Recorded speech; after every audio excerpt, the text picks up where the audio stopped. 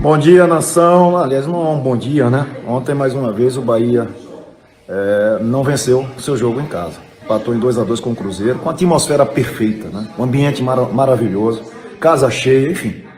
E o Bahia continua jogando o mesmo futebol, frágil, limitado, passando uma única certeza para o seu torcedor, é de que dessa maneira nós vamos para a segunda divisão. Não há um pensamento. É impressionante esse tempo inteiro que o treinador não ajustou sequer o sistema defensivo do Bahia. Eu espero mesmo, e vamos estar cobrando, que na janela, agora em julho, a diretoria do Bahia faça no mínimo o seu papel. Com competência, porque até agora não demonstrou isso. Contratando bons jogadores, jogadores com muita qualidade, para vestir a camisa do Bahia. E tirar o Bahia da situação que está. Péssimo mandante. Perdemos o respeito dentro de casa, infelizmente. Como aqui o foco no canal é muito mais virado para o futebol nordestino do que para o futebol do eixo Rio-São Paulo, apesar que de vez em quando eu falo aqui do Vasco também, mas eu fiz questão de começar esse vídeo com o Bobô para que você, torcedor do Bahia, que entrou neste vídeo já querendo me criticar, me cozinhar vivo, você veja que quem está falando foi um campeão brasileiro pelo Bahia em 1988. E não foi um campeão brasileiro qualquer não, foi um protagonista, um cara que jogou muito pelo Bahia.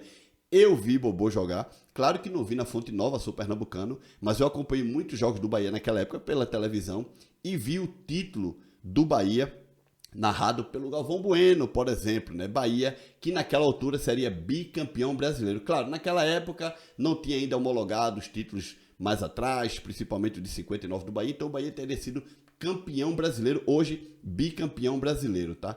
E, meu irmão, a verdade seja dita, o Grupo City e a 777 estão fazendo um péssimo trabalho no Bahia, principalmente a 777 no Vasco. A 777 tá algo impressionante. O Grupo City ainda se salva algumas coisas, porque o Grupo City já colocou aí um dinheirinho para pagar a dívida do Bahia e tal. Aparentemente dá mais para acreditar em um sucesso mais para frente do Grupo City do que na 777 pela equipe do Clube de Regatas Vasco da Gama, tá?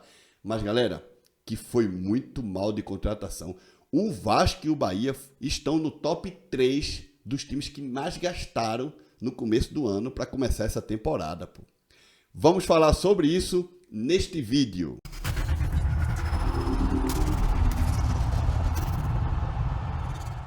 E aí, pessoal, tudo bem? Eu espero que todos estejam passando um grande dia. Neste momento eu vou mostrar para vocês aqui as equipes que mais gastaram nesta última janela, que foi ali no começo do ano, para reforçar e contratar jogadores para a temporada de 2023.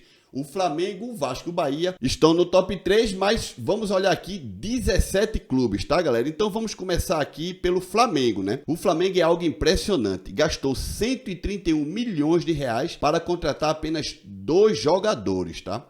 Depois tivemos o Vasco ali, que gastou 107 milhões de reais para contratar 16 jogadores. O Bahia gastou outros 85 milhões de reais para contratar 19 jogadores. Tivemos aí o Palmeiras com 51 milhões de reais em 2 jogadores. Bragantino, galera, impressionante o Bragantino, né? O Bragantino é algo incrível. Gastou aí 42 milhões de reais para contratar 9 jogadores. Depois veio o Grêmio, 32 milhões com 13 jogadores. Botafogo, atual líder da Série A, tá? 28 milhões, 12 jogadores. Depois temos o Fluminense, que com 19 milhões e 900, quase 20 milhões, né? Contratou aí 11 jogadores. O Cruzeiro, que está fazendo uma campanha de G10 no Campeonato Brasileiro, 19 jogadores com 19 milhões, gastou aí na mesma medida aí, no mesmo naipe do Fluminense, né? Um gastou 19.900, outro gastou 19.700. Depois tem o Atlético Mineiro, que este ano foi econômico, gastou 18 milhões de reais em 9 jogadores. O Coritiba, cara, 18 milhões de reais para contratar 17 jogadores e não saiu da zona de rebaixamento. Aliás, não sai da última colocação do Campeonato Brasileiro. Coritiba esse que foi eliminado por um clube de Série B, que é o Sport. Assim, quando a gente fala clube de Série B, não é que o Sport é um clube de Série B, é um clube que está na Série B. O Sport passou longe de gastar esses, deixa eu ver aqui, 18 milhões que o Coritiba gastou. O Sport passou...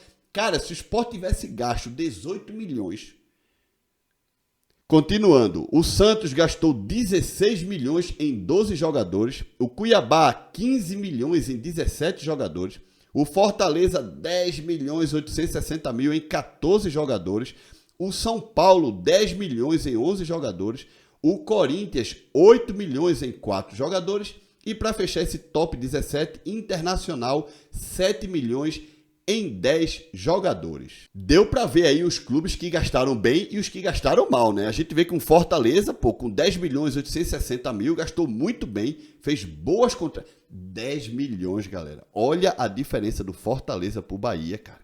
O Fortaleza gastou 10 milhões para reforçar o time para a Sul-Americana. No caso, não era Sul-Americana, era pré-Libertadores, depois Sul-Americana, Campeonato Brasileiro da Série A e ainda tinha ali Copa do Brasil, Copa do Nordeste estadual.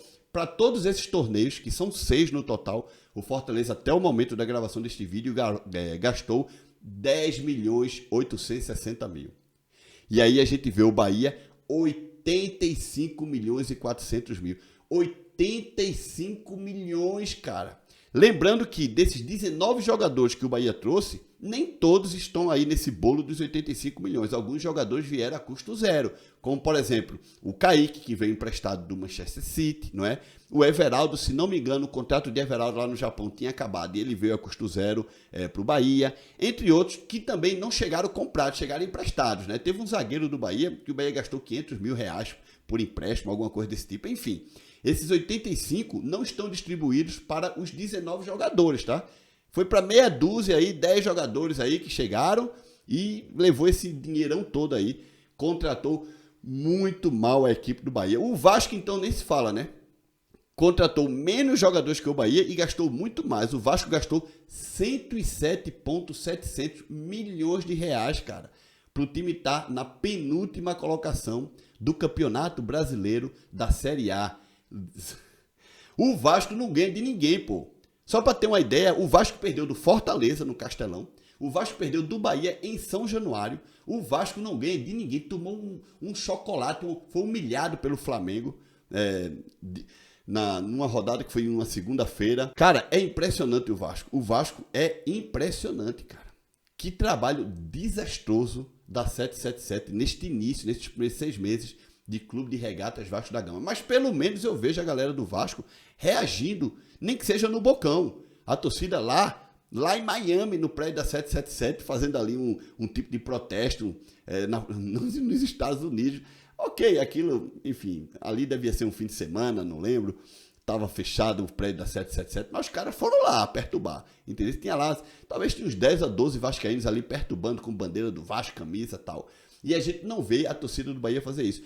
A única vez que eu vi a torcida do Bahia fazer um protesto foi quando tomou 6-0 do Sport na Ilha do Retiro, quando a delegação chegou em Salvador, aí invadiram o aeroporto, fizeram lá uma bagunça, somente. Mas isso foi por causa dos 6-0 que tomaram do Sport, que foi uma vergonha perder de 6-0 para o Sport. Já tinham perdido um fim de semana antes de 3-0 para o Fortaleza, pela Copa do Nordeste também, ou uma rodada antes, já não lembro.